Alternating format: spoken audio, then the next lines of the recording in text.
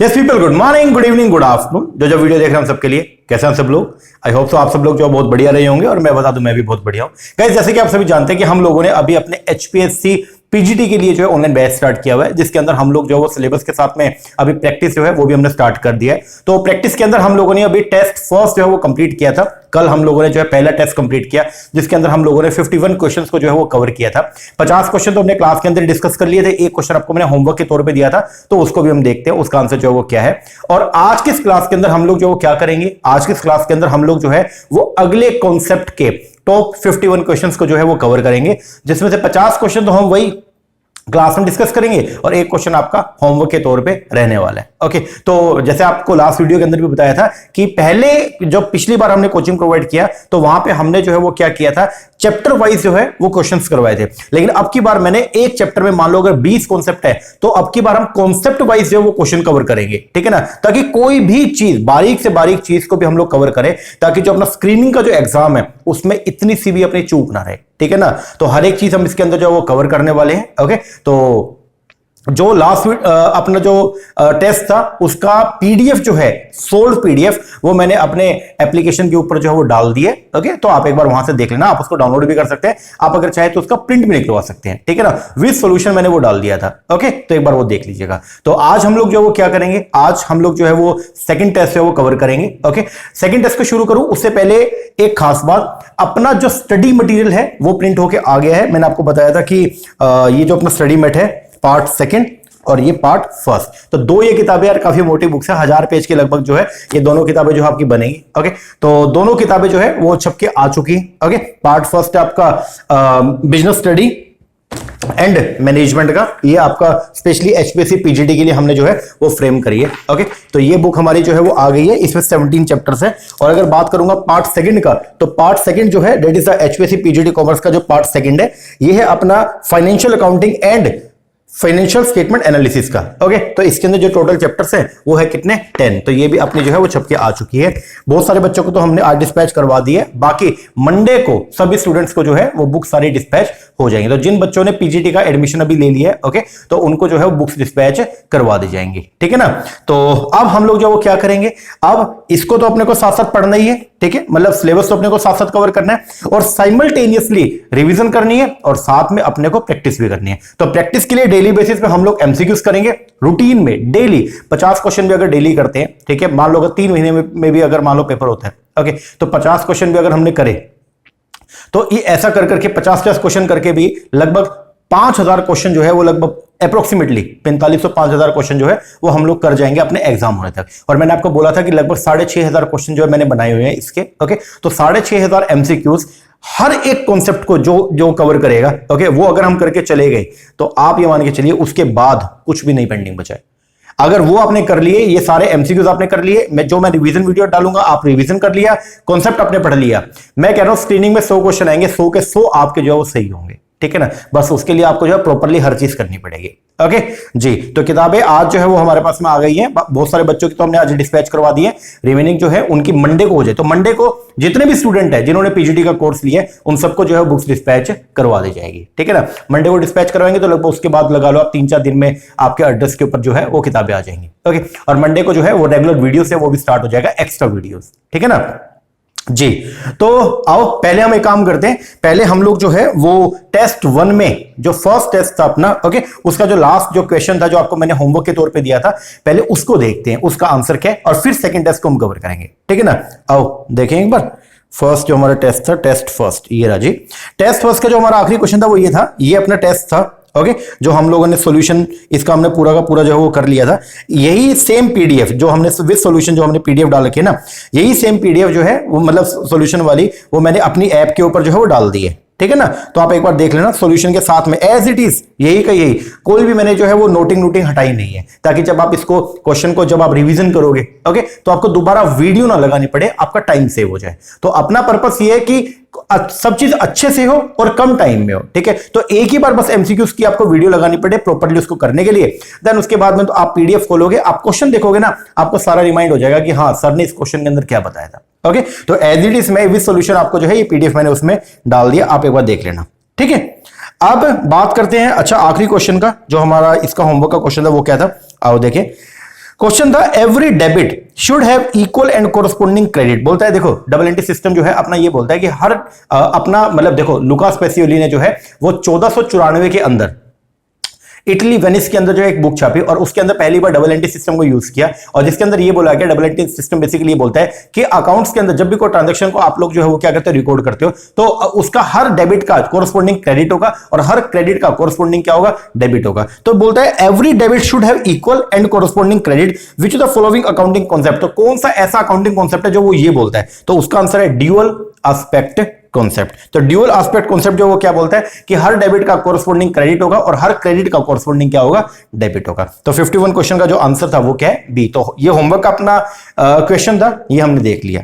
अब हम लोग जो है वो शुरुआत करते हैं हमारे आज के टेस्ट को जिसके अंदर हम लोग जो है वो पढ़ेंगे हमारे 50 क्वेश्चंस को क्लास में और एक अपना रहेगा होमवर्क का। ओके, लेक्चर को शुरू करूं उससे पहले एक इंफॉर्मेशन आपको प्रोवाइड करवा देता हूं। अगर आप लोग भी अपकमिंग जो पीजीटी का पेपर होने वाला है कॉमर्स का, पीजीटी कॉमर्स का एचपीएससी का जो पेपर होने वाला है, अगर आप उसके लिए तैयारी कर रहे हैं तो मैं आपको बताना चाहूंगा उसके लिए हम लोग ऑनलाइन बैच प्रोवाइड करवा रहे हैं। हमारा जो ऑनलाइन बैच है उसके अंदर आपको आपके घर पे बैठे बैठे जो है वो 4 चीजें मिलेंगी। एक तो मिलेगा कंप्लीट स्टडी मटेरियल, इस तरीके से पूरा का पूरा स्टडी मटेरियल आपको जो है आपके होम एड्रेस पे आएगा। प्लस में आपको जो है वो मिलेगा इस पूरे स्टडी मटेरियल का detail explanation videos, updated videos, वो सब आपको मिलेगा। तीसरे नंबर पे आपको सारे के सारे एमसीक्यूज मिलेंगे। जो एमसीक्यूज है वो पीडीएफ फॉर्म में आपको अवेलेबल होंगे जैसे हम ये कर रहे हैं इसी तरीके से, और साथ में प्रैक्टिस रिवीजन करने के लिए आपको रिवीजन के सेपरेट वीडियोस भी मिलेंगे। तो अगर आप इंटरेस्टेड है नीचे हमने नंबर दिए, इस पर कॉल करके या व्हाट्सएप करके आप जो है कोर्सेज का इंक्वायरी कर सकते हैं। ठीक है ना जी। बढ़िया तरीके से अगर तैयारी करोगे, अच्छी जगह से पढ़ोगे, अच्छा कॉन्सेप्ट पढ़ोगे, अच्छे तरीके से समझ के जाओगे तो पेपर भी बढ़िया होगा और नौकरी भी आपकी सुनिश्चित हो जाएगी। ठीक है ना। तो इसमें कोई भी ढील मत बरतना, चाहे आप मुझसे पढ़े, चाहे किसी भी एक्स टीचर से पढ़े, चाहे आप जो है सेल्फ स्टडी करें, लेकिन आपको लगना पड़ेगा। ठीक है ना। अगर आप कोचिंग भी मुझसे ले रहे हो ना तो इसका ये मतलब नहीं है कोचिंग नहीं लिया सर अब तो नौकरी लग गई, नहीं, पढ़ना तो आपको पड़ेगा। हम आपको पढ़ा देंगे, हर चीज आपको करवाऊंगा, प्रैक्टिस करवाऊंगा, रिवीजन कराऊंगा, कॉन्सेप्ट बताऊंगा, लेकिन एक्चुअल में परफॉर्म तो आपको करना है। ठीक है ना। तो आप लग जाइए अपनी तैयारी पे और सब कुछ बढ़िया हो जाएगा। जो नौकरी है वो लगेगी हर हाल में। ठीक है ना। चलो आओ देखते हैं। सबसे पहला क्वेश्चन आज का जो हमारे सामने आ रहा है वो है ये, बोलते प्रीपेड रेंट। जो प्रीपेड रेंट है वो क्या होता है? पहली बात तो प्रीपेड रेंट जब कुछ भी ना बोला जाए ना तो रेंट, इसका मतलब हम रेंट हमारे लिए क्या एक्सपेंस ही है, इसका मतलब रेंट हमने क्या किया पे किया। प्रीपेड रेंट का मतलब जो रेंट हमने एडवांस के अंदर क्या कर दिया पे कर दिया, जो खर्चा अभी तक नहीं हुआ लेकिन हमने एडवांस के अंदर वो पे कर दिया, उसको बोलते हैं जनरली क्या प्रीपेड रेंट। बोलते prepaid rent is associate, prepaid rent जो है वो एसोसिएट है किससे? विद प्रीपेड रेंट जो है वो क्या है? नॉमिनल अकाउंट है या पर्सनल अकाउंट है या टेंजिबल रियल अकाउंट है या इनटेंजिबल रियल अकाउंट है या रिप्रेजेंटेटिव पर्सनल अकाउंट है। तो देखो प्रीपेड रेंट जो है वो बेसिकली आपका है रिप्रेजेंटेटिव पर्सनल अकाउंट। ये क्या है आपका? Representative personal account. ठीक है ना। अगर खाली रेंट की बात होती वो अलग है, लेकिन ये है प्रीपेड रेंट। तो प्रीपेड रेंट जो है वो क्या? Representative personal account. देखो अकाउंट्स को क्लासिफाई करते हैं 3 कैटेगरी के अंदर। ठीक है, एक है पर्सनल, एक है रियल, एक है नॉमिनल। ठीक है, जैसे आपका अगर मैं बात करूं पर्सनल अकाउंट, तो पर्सनल अकाउंट जो है वो रिलेट करते हैं किससे? इंडिविजुअल, ठीक है, company, firm, group of association etcetera. Real account जो है उसके अंदर आती है बेसिकली आपके एसेट्स एंड लायबिलिटी अकाउंट जो होते हैं। और अगर बात करेंगे किसी का नॉमिनल अकाउंट का तो इसके अंदर बेसिकली इनकम या एक्सपेंस ये अकाउंट होते हैं। ठीक है, फिर पर्सनल अकाउंट जो होते हैं उनको हम डिवाइड करते हैं 3 कैटेगरी में। एक होता है नेचुरल पर्सनल अकाउंट, ठीक है, जो नेचुरल पर्संस होते हैं जैसे इंडिविजुअल इंसान, उसका अकाउंट। दूसरा आर्टिफिशियल पर्सनल अकाउंट जैसे कंपनीज हो गया, और तीसरा होता है रिप्रेजेंटेटिव पर्सनल अकाउंट जैसे आउटस्टैंडिंग या प्रीपेड रेंट अकाउंट, ये सब। ओके, तो ये थोड़ा सा आप ध्यान रखना। तो सबसे पहला क्वेश्चन था कि जो प्रीपेड रेंट है वो क्या है? तो प्रीपेड रेंट जो है वो आपका है रिप्रेजेंटेटिव पर्सनल अकाउंट। ठीक है जी। सेकंड क्वेश्चन आया अर्न्ड, जो कमा तो लिया बट नॉट येट रिसीव। एक ऐसी इनकम जो हमने कमा तो ली लेकिन अभी तक अपने को जो रिसीव नहीं हुआ, तो वो क्या है? तो एक इनकम जो हमने कमा ली है लेकिन अपने को अभी रिसीव नहीं हुई, तो वो हमारा अधिकार है, हमको वो रिसीव होनी चाहिए फ्यूचर में। तो वो हमारे लिए जो है वो क्या होती है? असेट। वो क्या होती है? एसेट। नीचे लिखा हुआ है the income which is earned but yet to be receive. Yet to be receive का मतलब क्या? जो अभी तक रिसीव नहीं हुई है, is known as accrued income. उसको बोलते हैं हम लोग क्या? Accrued income. It is an asset for organisation. ये ऑर्गेनाइजेशन के लिए एसेट के तौर पर जो काम करती है। इसको शो करेंगे कहां पे? Asset side of the balance sheet and credit side of the profit and loss account. Profit and loss account के क्रेडिट साइड में, क्योंकि ये हमारे लिए जो है वो क्या? इनकम है, लेकिन ये ऐसी इनकम है जो अभी तक रिसीव नहीं हुआ है, तो इसलिए इसको एसेट साइड पे भी शो किया जाएगा। थर्ड क्वेश्चन बोलते हैं एडवांस मनी रिसीव हुई कस्टमर से, एक कस्टमर ने आपको कोई पेमेंट करनी थी और उसने वो कर दी एडवांस के अंदर for supply of goods in future. आप उसको सामान तो देने वाले हो कब, फ्यूचर में, लेकिन उसने फ्यूचर में जो आप उसको गुड्स दोगे उसका पैसा आज ही क्या कर दिया, पे कर दिया। तो ये आपके लिए क्या है, जो इनकम मैंने कमानी तो थी फ्यूचर में लेकिन मुझे आज ही रिसीव हो गई है, ठीक है। तो ये है हमारी अनअर्न्ड इनकम, एक ऐसी इनकम जो मैंने अभी तक कमाई नहीं है लेकिन मुझे पहले क्या हो गया, रिसीव हो गया। तो वो हमारे लिए जो वो क्या होती है, ये हमारे लिए आपकी लाइबिलिटी, कौन सी लाइबिलिटी है, करंट लाइबिलिटी। तो आंसर जो बनेगा वो क्या, करंट लाइबिलिटी। एडवांस इनकम जो रिसीव हुई कस्टमर से for supply of goods in future वो क्या है, करंट लाइबिलिटी है। करंट लाइबिलिटी वो लाइबिलिटी है जिसको अपने को जनरली एक साल के अंदर जो है उसका भुगतान करना होता है। ओके, एग्जांपल जैसे क्रेडिटर हो गया, बीपी हो गया, liability for taxes, outstanding expense, bank overdraft, propose dividend etcetera. अगला क्वेश्चन बोलता है प्रैक्टिस, एक ऐसी प्रैक्टिस, एक ऐसा तरीका जिसमें हम क्या करते हैं, अपेंडिंग करते हैं नोट्स। अपेंडिक्स के तौर पे जो नोट्स बनाते हैं, जैसे हम लोग जो बैलेंस शीट बनाएंगे, अब बैलेंस शीट के अंदर मान लो एक बार टी शेप अगर बैलेंस शीट है तो यहां पे आएगी आपकी सारी एसेट साइड, यहां आएगी आपकी लायबिलिटी साइड, ठीक है। फिर यहां पे इनका बैलेंसिंग और यहां पे नीचे जो फुट नोट होता है, और फुट नोट में अगर आप जो है वो यहां पे जो है वो क्या कर रहे हो, अपनी कंटीजेंट लायबिलिटी को शो कर रहे हो। अब कंटीजेंट लायबिलिटी क्या है, क्या वो एक्चुअल है, नहीं सर एक्चुअल नहीं है, वो अभी क्या कंटीजेंट है जो एक इवेंट के ऊपर डिपेंड करती है। अगर वो इवेंट राइज हो गया तो लायबिलिटी होगी, नहीं तो लायबिलिटी नहीं होगी। तो बोलता है एक ऐसी प्रैक्टिस जिसमें हम लोग जो वो क्या करेंगे, अपेंड करेंगे notes regarding the contingent liability in accounting statement, उसको क्या बोलेंगे। तो हम कंटीजेंट लायबिलिटी को भी क्या करते हैं, शो करते हैं। कंटीजेंट लायबिलिटी अभी एक्चुअल लायबिलिटी नहीं है लेकिन हमको लगता है कि यार शायद अगर एक इवेंट राइज हो गया तो ये लायबिलिटी हमारी जो है वो अराइज हो जाएगी। तो ये क्या है, तो ये आपका डिपेंड करती है किस पे, ये डिपेंड करती है हमारे कन्वेंशन ऑफ डिस्क्लोजर। तो जो कन्वेंशन ऑफ डिस्क्लोजर है वो क्या बोलता है, कन्वेंशन ऑफ डिस्क्लोजर ये बोलता है कि आप हर एक चीज को जो है वो प्रॉपर्ली क्या करोगे, ध्यान देना, आप हर चीज को जो है वो प्रॉपर्ली क्या करोगे, डिस्क्लोज करोगे। हर एक एस्पेक्ट को प्रॉपर्ली क्या करना है, डिस्क्लोज। इसीलिए ऐसी लायबिलिटी जो कंफर्म नहीं है, अगर वो कंफर्म लायबिलिटी होती तो वो बैलेंस शीट में आती, ओके। लेकिन कंटीजेंट लायबिलिटी जो फ्यूचर में होने वाले इवेंट पे डिपेंड करती है। कंटीजेंट लायबिलिटी क्या होता है, जो फ्यूचर में होने वाले इवेंट पे डिपेंड करती है। अगर वो इवेंट राइज हुआ तो लायबिलिटी होगी और इवेंट राइज नहीं हुआ तो लायबिलिटी नहीं होगी। ऐसी लायबिलिटी को बोलते हैं हम लोग क्या, कंटीजेंट लायबिलिटी, ओके। तो कंटीजेंट लायबिलिटी को भी अगर हम शो कर रहे हैं तो ये क्या है, ये है आपका प्रिंसिपल ऑफ फुल डिस्क्लोजर, जो ये बोलता है कि बिजनेस के हर एस्पेक्ट को हम लोग जो प्रॉपर्ली क्या करेंगे, डिस्क्लोज करेंगे। तो आंसर जो बनेगा वो क्या बनेगा, इसका डी। इसका एक्सप्रेशन मैंने क्या लिखा है, according to principle of full disclosure the financial statement must disclose all the reliable and the relevant information about the business enterprise to the management and also to their external user for which they are mean, which is turn will help them to take reasonable and rational decision. The practice of appending notes to the financial statement वो part है किसका, इस principal का। आ गया ये next question, the convention of conservatism. जो conservatism है वो क्या बोलते हैं, देखो जो कॉन्सेप्ट है कंजर्वेटिज्म का, या इसको प्रूडेंस भी बोलते हैं। चलिए क्या बोलते हैं, ये क्या है, इसको बोलते हैं हम लोग क्या, प्रूडेंस। जो प्रूडेंस कॉन्सेप्ट है वो क्या बोलता है, वो बोलता है कि फ्यूचर में होने वाले जो भी आपके लॉसेस है ना, जो भी आपने एंटिसिपेट कर लिया, जो आपने अनुमान लगा लिया, ठीक है, कि आपके लॉसेस हो सकते हैं, तो अगर आपको लगता है फ्यूचर में आपको कोई लॉस हो सकता है जिसको आपने अनुमान लगा लिया, तो उसकी आप आज ही जो है वो क्या करोगे, रिकॉर्डिंग करोगे, और फ्यूचर में होने वाली जो आपकी इनकम है उसको आप रिकॉर्ड नहीं करोगे। ये है आपका जो प्रिंसिपल किसका, कंजर्वेटिज्म का, या इसी को बोलते हैं हम लोग क्या, प्रूडेंस। तो बोलते हैं द कन्वेंशन, जो कन्वेंशन है कंजर्वेटिज्म वो एप्लीकेबल है किस पे, तो वो एप्लीकेबल है इन प्रोवाइडिंग फॉर डिस्काउंट। अगर आप क्रेडिटर को डिस्काउंट दे रहे हो तो वहां पे क्या कंजर्वेटिज्म लगता है, नहीं। मेकिंग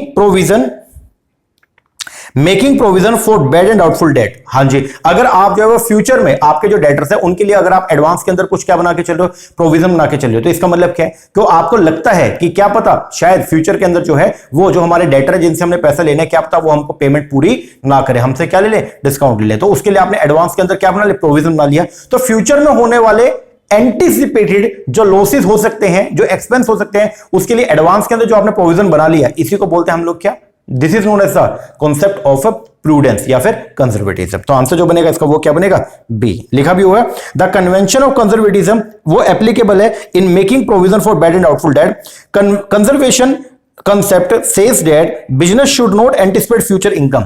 जो कंजर्वेटिज्म है वो ये बोलता है कि बिजनेस जो है उसको अपनी फ्यूचर में होने वाली इनकम का रिकॉर्डिंग तब तक नहीं करना चाहिए जब तक वो एक्चुअल में रिसीव ना हो जाए, ठीक है। लेकिन आपको फ्यूचर में होने वाले लॉसेस का जो है वो प्रॉपर्ली वैल्यूएशन कर लेना चाहिए, ठीक है ना। इसलिए हम लोग जो वो क्या करते हैं, जो स्टॉक होता है उसका जो वैल्यूएशन हम किस पे करते हैं, कॉस्ट और market value which ever is less. आगे बोलता है गोइंग कंसर्न कॉन्सेप्ट जो है इस अंडरलाइंग बेसिस है, जो गोइंग कंसर्न कॉन्सेप्ट है वो अंडरलाइंग बेस है किसके लिए? पर सबसे पहला depreciating fixed asset over their useful life. बिल्कुल सही बात है, जो आपका गोइंग कंसर्न कॉन्सेप्ट है वो यही तो बोलता है। गोइंग कंसर्न क्या बोलता है कि बिजनेस लंबे समय तक चलता रहेगा। अगर बिजनेस लंबे समय तक चलता रहेगा तो हम बिजनेस के लिए जो भी हमने एसेट को परचेस किया है वो भी हम लंबे समय तक यूज करेंगे।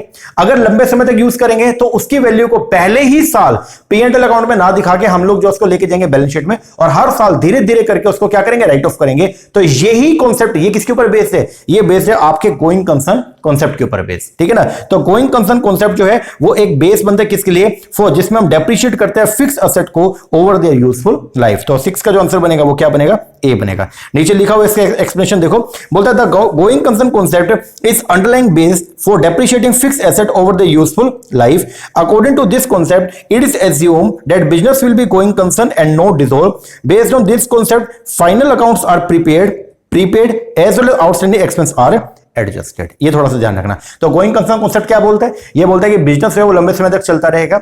अब अगर बिजनेस लंबे समय तक चलता रहेगा, अगर हम ये धारणा से अगर काम कर रहे हैं, अपने अकाउंट्स मेंटेन कर रहे हैं, इसीलिए हम लोग जो है वो डेप्रिसिएशन लगाते हैं। अगर ये कॉन्सेप्ट के ऊपर हम काम ना करते ना, तो हम जिस साल एसेट को परचेस करते उसी साल P&L अकाउंट में पूरे की पूरी वैल्यू को ले जाते। लेकिन क्योंकि हमको मालूम है हम लंबे समय तक बिजनेस करेंगे, तो हम एसेट का यूज भी लंबे समय तक करेंगे, और अगर एसेट का यूज भी लंबे समय तक करेंगे तो उसकी वैल्यू को भी धीरे धीरे करके हम लोग अपोर्शन करेंगे। इसीलिए डेप्रिसिएशन जो हम लगाते हैं ना, उसके पीछे का पर्पस ही क्या है? उसके पीछे जो हमारा मेन कॉन्सेप्ट है वो यही है, क्या? Going concern concept. आगे, the system of recording transaction based on the dual aspect concept, उसको क्या बोलते हैं? जो एक ऐसा सिस्टम जिसमें हम लोग जो है वो ट्रांजैक्शंस को रिकॉर्ड करते हैं ड्यूअल एस्पेक्ट के बेस पर, वो है अपना डबल एंट्री सिस्टम। वो डबल अकाउंट सिस्टम नहीं है, वो है आपका डबल एंट्री सिस्टम। बाकी आगे पढ़ लेना, यहां पे लिखा हुआ है the system of recording transaction based on the dual aspect, उसको बोलते हैं डबल एंट्री सिस्टम। ये जो सिस्टम है ये सबसे पहले जो प्रोपाउंड किया था लूका पेसियोली ने, कहां पे? वेनिस इटली के अंदर, और कब? 1494 में। ये थोड़ा सा याद रखना, ठीक है। आ गया। According to the money measurement concept, बोलता है मनी मेजरमेंट कॉन्सेप्ट के हिसाब से which among the following will be record in the books of accounts of the business. बोलता है मनी जो मेजरमेंट कॉन्सेप्ट है, अब मनी मेजरमेंट क्या बोलता है? वो सारी ट्रांजैक्शन जिसको मनी में मेजर किया जा सकता है उन सबका हम लोग जो वो क्या करेंगे? उन सबको रिकॉर्ड करेंगे, ठीक है। लेकिन ऐसी ट्रांजैक्शन जिसको मनी में मेजर नहीं किया जा सकता उसका हम रिकॉर्डिंग नहीं करेंगे। तो यहां पे क्या बोलता है? According to money measurement concept के हिसाब से नीचे कुछ ट्रांजैक्शन दे रखी है, बताना है इसमें से किसका रिकॉर्ड करेंगे। सबसे पहला, health of MD of the company. MD की हेल्थ हमारे लिए बहुत इंपॉर्टेंट है, लेकिन क्या आप एमडी की हेल्थ को मनी में मेजर कर सकते हो? नहीं, तो इसको रिकॉर्ड नहीं करेंगे। दूसरा, quality of company goods. Company के जो गुड्स है उनकी क्वालिटी हमारे लिए बहुत मैटर करती है, लेकिन क्या उसको मनी में मेजर कर सकते हो? नहीं। Value of the plant and machinery, जो प्लांट एंड मशीनरी की जो वैल्यू है, जो उनकी अमाउंट है, उसको आप क्या मनी में मेजर कर सकते हो? यस। तो इसको हम लोग जो रिकॉर्ड करते हैं। आओ, ये नीचे कुछ लिखा हुआ एक्सप्लेनेशन क्या? According to the money measurement concept, value जो है प्लांट एंड मशीनरी का उसको रिकॉर्ड करेंगे in the books of accounts of the business. According to this concept only those transaction, सिर्फ वही ट्रांजैक्शन और event that can be record, जिनको record कर सकते हैं मॉनेटरी टर्म्स में, उसको रिकॉर्ड किया जाएगा बुक्स ऑफ अकाउंट्स में। ये जो कॉन्सेप्ट है ये लिमिट करता है field of accounting but also give objectivity to it. आ गया ये। Next, which one of the following is not a clerical error, इनमें से कौन सा क्लरिकल एरर नहीं है? तो एरर ऑफ ओमिशन ये क्लरिकल है, एरर ऑफ कमीशन ये क्लरिकल है, एरर ऑफ प्रिंसिपल ये आपका क्लरिकल जो एरर नहीं है। तो आंसर जो है एरर ऑफ प्रिंसिपल, जिसके अंदर आपने जो है वो रॉन्ग अकाउंट के अंदर पोस्टिंग कर दिया, ठीक है ना, या फंडामेंटल कॉन्सेप्ट को ही फॉलो नहीं किए, तो इसको बोलते हैं error of principle. Error of principle is not include in the clerical error. Error of principle are often simply accounting entry, जिसको रिकॉर्ड करते हैं in incorrect account. The amount are often correct, amount तो correct है, unlike an error original entry. Error of principle एक ऐसा error है which occur due to non compliance of the rules and principle of accounting, whereas all other mistake are the human error that occur while doing accounting. आगे बढ़े। Main objective book keeping का, book keeping के अंदर हम लोग क्या करते हैं? जर्नल में रिकॉर्डिंग करते हैं, फिर उसकी पोस्टिंग करते हैं कहां पे? लेजर में, फिर उनका क्या करते हैं? बैलेंसिंग करते हैं। यहां तक का काम जो है वो आता है किसमें? बुक कीपिंग में। तो बुक कीपिंग का जो मेन ऑब्जेक्टिव है वो क्या है? बुक कीपिंग का मेन ऑब्जेक्टिव है to keep correct and complete record of the business transactions, ठीक है। नीचे एक बार देख लेना। फिर प्राइमरी फंक्शन क्या बुक कीपिंग का? बुक कीपिंग का जो हमारा प्राइमरी फंक्शन है वो क्या है? वो है फाइनेंशियल डेटा को क्या करना? रिकॉर्ड करना, ठीक है ना। तो रिकॉर्डिंग ऑफ फाइनेंशियल डेटा ये अपना जो है मेन फंक्शन है किसका? बुक कीपिंग का। आगे बढ़े। The accounting concept that is used to prepare the profit and loss account, एक ऐसा कौन सा अकाउंटिंग कॉन्सेप्ट है जिसको हम यूज करते हैं क्या करने में, P&L अकाउंट को प्रिपेयर करने में, वो है जी आपका मैचिंग कॉन्सेप्ट। मैचिंग कॉन्सेप्ट क्या बोलता है कि प्रॉफिट एंड लॉस अकाउंट के अंदर देखो आप लोग जो वो क्या करते हो, इनकम और एक्सपेंस इन दोनों को आप रिकॉर्ड करते हो। जो आपका P&L अकाउंट है, इस P&L अकाउंट में हम इन दोनों की, इनकम के एक्सपेंस की दोनों की रिकॉर्डिंग करते हो, यस। तो हम लोग यहाँ पे जो क्या कहते हैं, करंट ईयर की इनकम को लिखते हैं, यस। और करंट ईयर की इनकम को कमाने के लिए जो भी आपने खर्चे किए हैं करंट ईयर के, ठीक है ना, करंट ईयर की इस इनकम को कमाने के लिए, ये जो करंट ईयर की आपकी इनकम है, इस इनकम को कमाने के लिए जो भी आपने खर्चा किया है, उस खर्चे की हम लोग जो वो क्या करते हैं, रिकॉर्डिंग करते हैं, कहां पे, P&L अकाउंट में। तो यही आपका क्या, मैचिंग कॉन्सेप्ट। तो मैचिंग कॉन्सेप्ट जो है वो ये बोलता है कि आप लोग जो है वो क्या करोगे, सिर्फ करंट ईयर की इनकम को ही प्रॉफिट एंड लॉस अकाउंट के अंदर जो है क्या करोगे, रिकॉर्ड करोगे, और उस इनकम को कमाने के लिए जो भी आपने एक्सपेंस किया उसको भी आप क्या करोगे, रिकॉर्ड करोगे। यही आपका मैचिंग। नीचे लिखा हुआ है द अकाउंटिंग कॉन्सेप्ट जिसको हम यूज करते हैं क्या करने में, प्रिपेयर करने में प्रॉफिट एंड लॉस अकाउंट को, उसको बोलते हैं हम लोग क्या, मैचिंग कॉन्सेप्ट। ये जो कॉन्सेप्ट है ये एसेंशियल है किसके लिए, to know the profit, net profit of the business. According to this concept expense incurred in the accounting period should be match with revenue during that period. In other words the first revenue को recognise, यहां पे हम क्या करते हैं, revenue को सबसे पहले रिकॉग्नाइज करेंगे, एंड देन जो भी उस रेवेन्यू को कमाने के लिए हमारी कॉस्ट इंकर्ड की गई है फॉर जनरेटिंग दोज रेवेन्यू, उसको हम क्या करेंगे, मैच करेंगे। ठीक है, तो क्या लिखा हुआ है, revenue and cost must belong to the same accounting period. आगे बढ़े, नेक्स्ट बोलता है क्लोजिंग स्टॉक अगर शो कर रहा है कहां पे, देखो जनरली क्लोजिंग स्टॉक आपको एडजस्टमेंट एंट्रीज में देखने को मिलेगा, लेकिन अगर क्लोजिंग स्टॉक आपको जो है वो शो कर रहा है कहां पे, ट्रायल बैलेंस के अंदर, कहां पे, ट्रायल बैलेंस में दिखाया, एडजस्टमेंट एंट्री में नहीं दिखाया, तो उसको जो है वो क्या, उसका क्या ट्रीटमेंट होगा। तो अगर आपको ट्रायल बैलेंस में दिखा दिया तो उसका एक सिंगल ट्रीटमेंट होगा, और वो क्या होगा, इसको हम लेके जाएंगे कहां पे, बैलेंस शीट में। कहां पे लेके जाएंगे इसको, बैलेंस शीट। बैलेंस शीट में एसेट साइड पे इसको क्या करेंगे, शो करेंगे। लिखा हुआ है अगर क्लोजिंग स्टॉक शो होता है कहां पे, ट्रायल बैलेंस में, then it will be only shown on the asset side of the balance sheet. तो इसको कहां लेके जाएंगे, asset side of the balance sheet. Some time कई बार क्या क्लोजिंग स्टॉक शो होता है इनसाइड द ट्रायल बैलेंस, इसका मतलब ये है कि it has been evaluated prior to the closing date and has been adjusted, और उसमें परचेज को एडजस्ट कर लिया गया है। So it would only be shown in the balance sheet. चलो जी आगे, income is measure on the base of, income को हम जो है वो कैसे मेजर करते हैं, तो इनकम को मेजर करते हैं किस पे, मैचिंग कॉन्सेप्ट के बेस पर, जिसमें हम रेवेन्यू को, करंट ईयर के रेवेन्यू को करंट ईयर के एक्सपेंस से कंपेयर करके और क्या करते हैं, इनकम को निकालने का काम करते हैं। तो आंसर जो बनेगा वो क्या, इनकम को मेजर किया जाएगा on the base of the matching concept.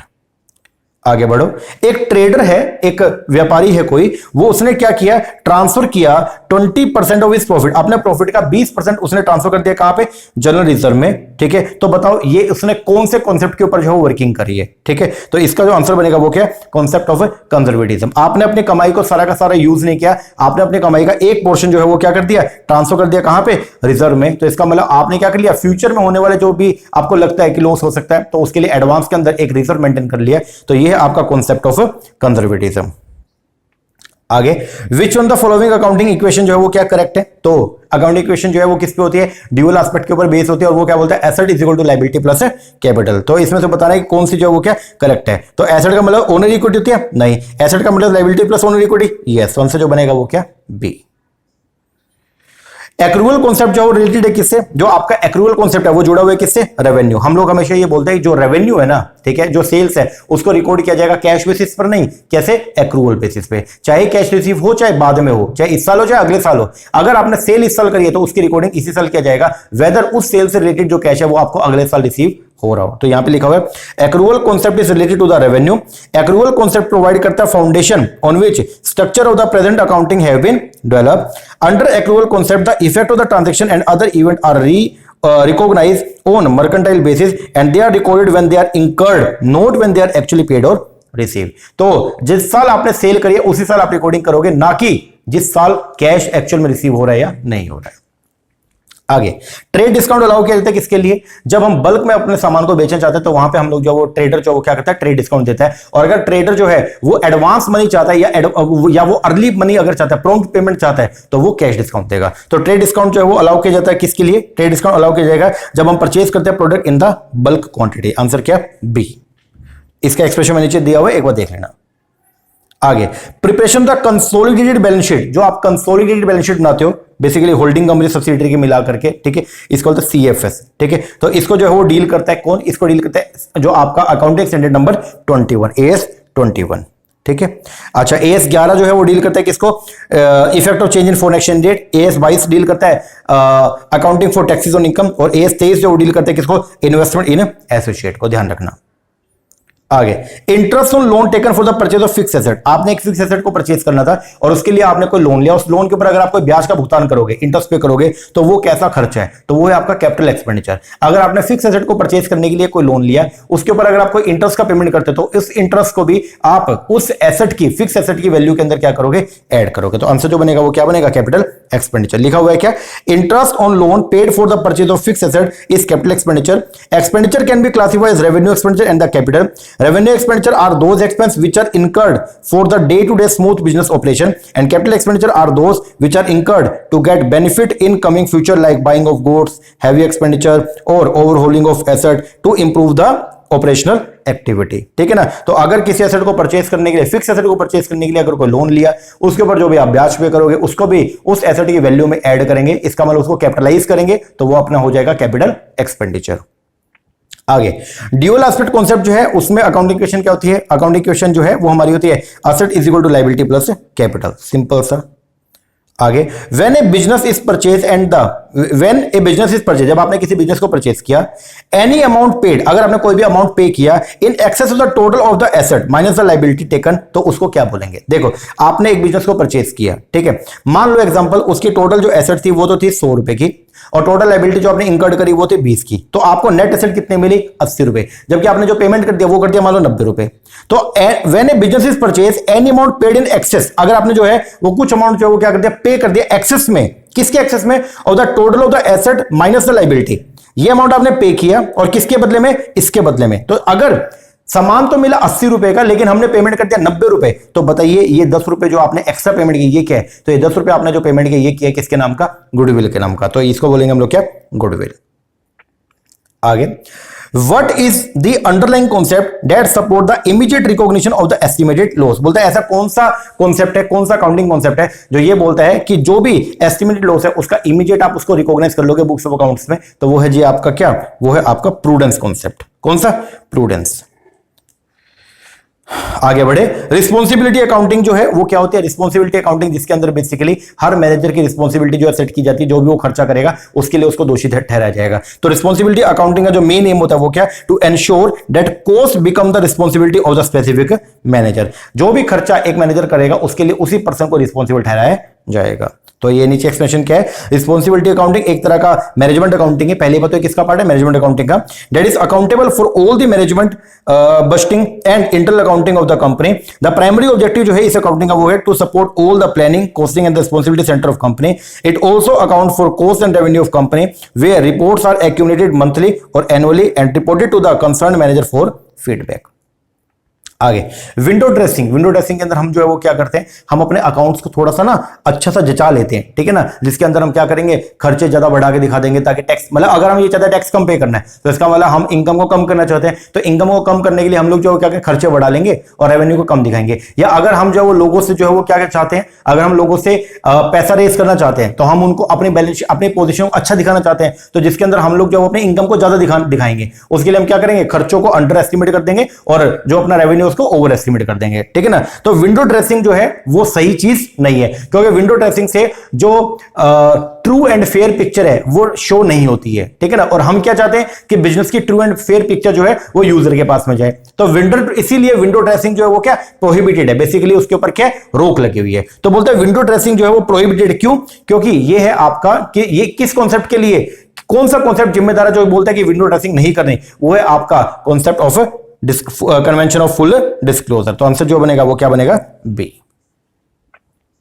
आगे, ओनर की इक्विटी का मतलब क्या होता है, ओनर इक्विटी का मतलब टोटल एसेट में से अगर आप एक्सटर्नल लायबिलिटी को पेमेंट कर दोगे तो बचेगा ओनर इक्विटी, तो इसका मतलब टोटल एसेट माइनस में टोटल आउटसाइड लायबिलिटी। आगे, which on the following statement is correct, इनमें से कौन से स्टेटमेंट जो है वो क्या करेक्ट है। सबसे पहला, increase in liability are credit, बोलता है अगर लायबिलिटी बढ़ेगी तो वो क्या होगी, क्रेडिट, और लायबिलिटी अगर कम होगी तो वो क्या होगी, डेबिट। बिल्कुल सही बात है। देखो, जो लायबिलिटी है उसका बैलेंस क्या होता है, लायबिलिटी का बैलेंस होता है क्या, क्रेडिट बैलेंस।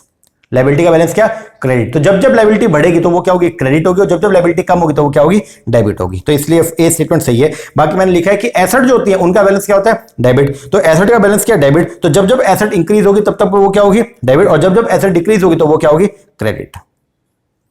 आगे, अकॉर्डिंग टू विच कॉन्सेप्ट, इनमें से कौन सा ऐसा कॉन्सेप्ट है, इट इज नेसेसरी, ये जरूरी है कि हम डिस्क्लोज करें all the necessary information in financial statement. कौन सा कॉन्सेप्ट जो ये बोलता है कि सारे की सारी जो इंपॉर्टेंट इंफॉर्मेशन है उसको अपने को शो करना है, तो वो है जी आपका concept of full disclosure, C. आगे, which of the following is not an accounting principle, इनमें से कौन सा अकाउंटिंग प्रिंसिपल नहीं है। तो dual dual aspect concept principle है, कोस्ट कॉन्सेप्ट भी है, और प्रिंसिपल मेटलिटी भी है, लेकिन प्रिंसिपल ट्रूथफुलनेस ये आपका जो है अकाउंटिंग प्रिंसिपल नहीं है। आगे बढ़े, according to which of the following accounting concept the owner of the business is also considered as a creditor, इनमें से कौन सा ऐसा कॉन्सेप्ट है जो ये बोलता है कि बिजनेस का जो मालिक है ना वो भी बिजनेस का क्रेडिटर है, बिजनेस से उसको पेमेंट करनी है। तो वो क्या है, वो है जी आपका बिजनेस एंटिटी। और बिजनेस एंटिटी कॉन्सेप्ट जो क्या बोलता है कि बिजनेस और बिजनेसमैन दोनों जो क्या सेपरेट एंटिटी है। तो आंसर जो बनेगा वो क्या बनेगा, डी। आगे, the basis of generally accepted accounting principles are, जो बेसिस है किसका, जनरली एक्सेप्टेड अकाउंटिंग प्रिंसिपल, वो क्या है, वो है जी आपका अजम्पशंस। वो क्या है, अजम्पशंस, ये वापस पढ़ लेना आप। आगे, the going concern concept assume करता है कि कॉन्टिन्यूएंस ऑफ ए बिजनेस, ठीक है। गोइंग कंसर्न कॉन्सेप्ट जो वो क्या बोलता है कि बिजनेस जो है वो लंबे समय तक चलता है, लंबे समय का मतलब क्या, इनफाइनाइट पीरियड तक। तो आंसर जो बनेगा वो क्या, ए, इनफाइनाइट पीरियड। तो बोलता है गोइंग कंसर्न कॉन्सेप्ट ये बोलता है that enterprise is a going concern and will continue its operation in forcible future, और वो फ्यूचर में जो है वो लगातार चलती रहेगी इनफाइनाइट पीरियड के लिए। आगे, capital account comes under which concept, जो कैपिटल अकाउंट है वो किस कॉन्सेप्ट में आता है, तो कैपिटल अकाउंट जो है वो क्या, हम कैपिटल अकाउंट बनाते हैं बिजनेस के अंदर, इसका मतलब हम क्या मानते हैं कि बिजनेस और बिजनेसमैन दोनों क्या अलग अलग है, तभी जो बिजनेसमैन है उसको इंडिकेट करने के लिए कैपिटल अकाउंट बनाया जाता है। तो कैपिटल अकाउंट किसको इंडिकेट करता है, प्रोपराइटर को, इसलिए तो हम बोलते हैं कैपिटल अकाउंट जो है वो किस कॉन्सेप्ट में आता है, वो है आपका सेपरेट एंटिटी कॉन्सेप्ट। तो ये ध्यान रखना, capital accounts comes under to comes due to separate entity concept. ये बोलता है कि बिजनेस एंटरप्राइज एक सेपरेट आइडेंटिटी है apart from its owner. Enterprise liable to the owner for the capital investment made by the owner, since the owner invested capital which is called the risk capital, he has claim on the profit of the enterprise. A portion of profit which is apportion to the owner and is immediately payable becomes current liability in case of the corporate entity. आगे, capital employed किसके बराबर होती है, business में जो भी आपने पैसे लगाए उसके अंदर क्या क्या आएगा, तो बिजनेस में जो भी आपने पैसे लगाए तो वो आपकी टोटल कैपिटल है। वो कैपिटल आपकी खुद की भी हो सकती है जिसको ओन्ड मनी बोलते हैं, और वो उधार की भी हो सकती है जिसको बोरोड मनी। खुद की मनी को जनरली बोलते हैं इक्विटी, और उधार की मनी को जो है बोलेंगे जैसे लॉन्ग टर्म डेट। तो जो लॉन्ग टर्म डेट है ये भी आपका पार्ट है किसका, capital employed. Capital employed basically कितनी पूंजी हमने बिजनेस के अंदर लगा रखी है, उसमें दोनों तरह की पूंजी आएगी, खुद का पैसा और उधार का पैसा भी। तो आंसर क्या आएगा, बोथ, ए एंड बी लिखा हुआ है। For computing the capital employed following formula use, capital employed का मतलब है इक्विटी माइनस में equity plus long term debt, ठीक है, या capital employed is equal to fix asset plus में करंट एसेट माइनस में आउटसाइड लायबिलिटी। आगे, according to the conservation concept stock को कैसे वैल्यू करेंगे, तो AS2 जो अकाउंटिंग नंबर 2 है वो भी ये बोलता है कि स्टॉक का वैल्यूएशन बोले तो इन्वेंटरी का वैल्यूएशन किया जाएगा कॉस्ट और market value whichever is less. तो आंसर जो बनेगा वो क्या, कॉस्ट प्राइस और market price whichever is less. बोलता अगर एक फर्म कंसीडर करती है advance receive from a client as its income, अगर एक फर्म ने जो है अपने क्लाइंट से उसको कोई पैसा मिला और उसको उसने क्या मान लिया, इनकम मान लिया, वो एडवांस मिला है, अभी फर्म ने उसको अपनी सर्विसेज प्रोवाइड नहीं करी है, जैसे पैसा मिला उसने उसको इनकम मान लिया, देन उसने कौन सी अकाउंटिंग कॉन्सेप्ट को वायलेट किया, तो वो है जी आपका कौन सा, रियलाइजेशन कॉन्सेप्ट। रियलाइजेशन कॉन्सेप्ट जो वो क्या बोलता है कि आप इनकम को तब ही ट्रीट करेंगे जब आप उसके बदले में जो है वो क्या कर दोगे, कुछ मतलब आप रेवेन्यू को कब जो है वो ट्रीट करोगे, आप रेवेन्यू को ट्रीट तब करोगे जब आप जो है वो क्या कर दोगे, एक्चुअल के अंदर सेल कर दोगे। अभी तो आपने सिर्फ पैसा रिसीव किया था, सेल तो आपने करी नहीं है, तो जब तक आप एक्चुअल में सेल नहीं करोगे तब तक आप जो है वो क्या रेवेन्यू को रिकॉग्नाइज नहीं करोगे। ठीक है, तो यहां पे लिखा है Here the firm has violated, firm ने जो है वो तोड़ा है क्या, रियलाइजेशन कॉन्सेप्ट को। अकॉर्डिंग टू दिस कॉन्सेप्ट, जो रियलाइजेशन कॉन्सेप्ट है वो क्या बोलता है, revenue from any business transaction should be include in the accounting record only when it is realize. Revenue को तब हम शो करेंगे जब वो एक्चुअल में क्या हो जाएगा, रियलाइज। रियलाइज का मतलब क्या, रेवेन्यू मतलब सेल आप कब दिखाओगे, जब ओनरशिप ट्रांसफर हो जाएगी, पैसा मिला या नहीं मिला उस चीज को कंसीडर नहीं करते। द टर्म रियलाइजेशन का मतलब है क्रिएट करना legal right to the receiving money. Selling goods is realization, receiving order is not. आगे अकाउंटिंग कॉन्सेप्ट जहां पे बिजनेस को जो है वो separate entity apart from its owner, वो कौन सा है? वो आपका business entity concept. Accounting rule procedure and method should be observe alike and should not be change from year to year. कौन सा ऐसा अकाउंटिंग कॉन्सेप्ट है जो अकाउंटिंग कन्वेंशन जो ये बोलता है कि आपको जो है वो अकाउंटिंग मेथड्स को जो है वो लगातार चेंज नहीं करना चाहिए? तो वो है जी आपका क्या, कोई आपका कंसिस्टेंसी। तो कंसिस्टेंसी ये बोलता है कि जो भी मेथड या जो भी पॉलिसी अगर आपने एक बार ऑप्ट कर लिया तो उसको ही आप आगे जो है वो क्या करोगे, कंटिन्यू करोगे। आप उसके अंदर ज्यादा छेड़छाड़ नहीं करोगे, फेरबदल नहीं करोगे। आगे the need for showing contingent liability in the balance sheet arise out of the convention of, ये कौन सा कन्वेंशन है? Convention of disclosure. अभी हमने कवर भी किया पहले भी ये क्वेश्चन। आगे the entity concept of accounting is applicable, जो एंटिटी कॉन्सेप्ट है वो एप्लीकेबल है किसके लिए? एंटिटी कॉन्सेप्ट क्या बोलता है कि बिजनेस और बिजनेसमैन दोनों अलग है। ये बात किस किस पे एप्लीकेबल है? क्या ये सोल प्रोप्राइटर पे एप्लीकेबल है? यस। क्या ये पार्टनरशिप फर्म पे एप्लीकेबल है? यस, क्योंकि पार्टनरशिप फर्म भी ये बोलता है कि पार्टनर और पार्टनरशिप फर्म दोनों क्या अलग है। क्या ये कंपनी पे एप्लीकेबल है? यस, क्योंकि कंपनी भी ये बोलती है कि कंपनी के मालिक बोले तो शेयर होल्डर और कंपनी दोनों क्या अलग अलग है। ठीक है, तो इसका आंसर क्या आएगा? All of the aforesaid. बोलते हैं एट व्हाट प्राइस स्टॉक का वैल्यूएशन किया जाएगा अंडर द कन्वेंशनल बेसिस? तो वो होगा कॉस्ट और market value which ever is lower. Which on the following statement is false? इनमें से कौन सा स्टेटमेंट फॉल्स है? सबसे पहला बोलता accounting is commonly treated as language of business. क्या अकाउंटिंग जो है वो बिजनेस की लैंग्वेज है? यस, ये बात तो सही है। दूसरा there are many view about the accounting principle, बोलता अकाउंटिंग प्रिंसिपल्स के काफी व्यू है। बिल्कुल, ये बात भी सही है। There is no application of the conservation principle accounting, बोलता है अकाउंटिंग के अंदर कंजर्वेशन प्रिंसिपल को हम ऑप्ट नहीं करते। इसका मतलब जो प्रूडेंस कॉन्सेप्ट उसको नहीं लेके चलते। सर जो प्रोविजन बनाते हैं वो किस बेस पे? हम अकाउंट्स के अंदर प्रोविजन बना के चलते हैं, तो प्रोविजन का जो बेस है वो क्या है? प्रोविजन का बेस ही यही है कि हम प्रूडेंट है। इसका मतलब हमें मालूम है कि फ्यूचर में अगर कोई लॉस हो सकता है तो उसकी एंट्री आज ही करके चलो। तो ये बात क्या है? इनकरेक्ट है। आगे रियलाइजेशन प्रिंसिपल जो है अकाउंटिंग का, ये अप्लाई नहीं होता किस पे? तो ये सर्विस इंडस्ट्री पे अप्लाई होता है, माइनिंग पे होता है, रेलवे पे, लेकिन जो लॉन्ग टर्म कंस्ट्रक्शन कॉन्ट्रैक्ट है वहां पे रियलाइजेशन कॉन्सेप्ट अप्लाई नहीं होता। देखो जो आपके ये है तीनों, रियलाइजेशन क्या बोलता है कि जब तक एक्चुअल सेल नहीं होगी तब तक आप उसको रिकॉर्ड नहीं करोगे। अब जो आपके लॉन्ग टर्म कंस्ट्रक्शन कॉन्ट्रैक्ट होते हैं जो 10-10 साल चलते हैं, अगर 10-10 साल कॉन्ट्रैक्ट चलेंगे तो क्या 10 साल के बाद ही आप रिकॉर्ड करके दिखाओगे सीधा? मान लो अगर आपको कोई ठेका मिला, एक रोड बनाने का, हाईवे बनाने का ठेका मिला, और वो हाईवे जो है वो 10 साल में कंप्लीट होगा, तो क्या 10 साल तक कंपनी जो है वो रेवेन्यू कुछ भी दिखाएगी? नहीं, ऐसा नहीं होता। रियलाइजेशन कॉन्सेप्ट तो ये बोलता है कि जिस दिन आपकी वो जो प्रोजेक्ट है पूरा हो जाएगा उस दिन आप उसको बुक्स में रिकॉर्ड करना। लेकिन लॉन्ग टर्म प्रोजेक्ट के अंदर ऐसा नहीं होता, क्योंकि लॉन्ग टर्म प्रोजेक्ट के अंदर जैसे जैसे जितना भी आप परसेंटेज ऑफ कंप्लीशन करते जाओगे वैसे वैसे आप रेवेन्यू को रिकॉग्नाइज करते जाओगे। ठीक है ना? तो रियलाइजेशन कॉन्सेप्ट जो है वो सर्विस इंडस्ट्री पे, माइनिंग पे, रेलवे पे, मैन्युफैक्चरिंग पे, सब पे लगता है, लेकिन जो आपका लॉन्ग टर्म कंस्ट्रक्शन कॉन्ट्रैक्ट है इन पे ये एप्लीकेबल नहीं है। तो लिखा हुआ है realization concept states that revenue from any business transaction should be include in the accounting record only when it is realize. ठीक है ना? ये जो टर्म है रियलाइजेशन, इसका मतलब है क्रिएट करना legal right to receive money. ये जो कॉन्सेप्ट है ये अप्लाई होता है सर्विस इंडस्ट्री पे, माइनिंग पे, रेलवे, मैन्युफैक्चरिंग। हाउएवर लेकिन ये कॉन्सेप्ट आपका लॉन्ग टर्म कंस्ट्रक्शन जो कॉन्ट्रैक्ट है वहां पे एप्लीकेबल नहीं है। क्यों? क्योंकि लॉन्ग टर्म कंस्ट्रक्शन कॉन्ट्रैक्ट में टाइम पीरियड बहुत लंबा होता है, और इस टाइम पीरियड में हम रेवेन्यू तो रिकॉग्नाइज करते हैं, लेकिन कैसे करते हैं? जैसे जैसे पार्ट जो अपना है वो कंप्लीट होते रहेगा। तो इसीलिए इसके ऊपर रियलाइजेशन कॉन्सेप्ट एप्लीकेबल नहीं है।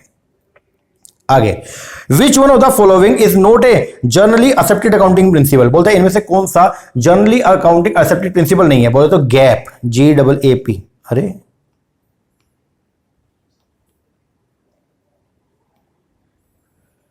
बोलता है इनमें से कौन सा गैप नहीं है? सबसे पहला बोलता sales revenue and income should not be anticipated और मटेरियली ओवरस्टेटेड। बिल्कुल सही बात है, इसको हम जो है वो ओवरस्टेट करके नहीं दिखाएंगे, ये बात एकदम सही है, ये तो गैप है।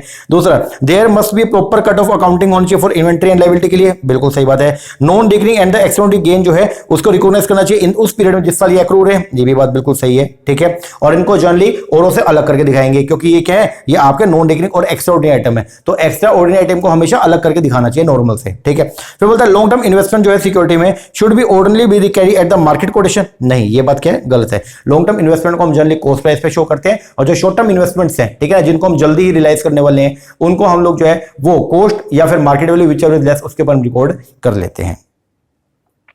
आगे द प्रिंसिपल जो ये बोलता है एंटिसिपेट करें no profit and provide for all possible loss, ये क्या? वही गीता बेटा क्वेश्चन, ये आपका कंजर्वेशन कॉन्सेप्ट, प्रूडेंस कॉन्सेप्ट।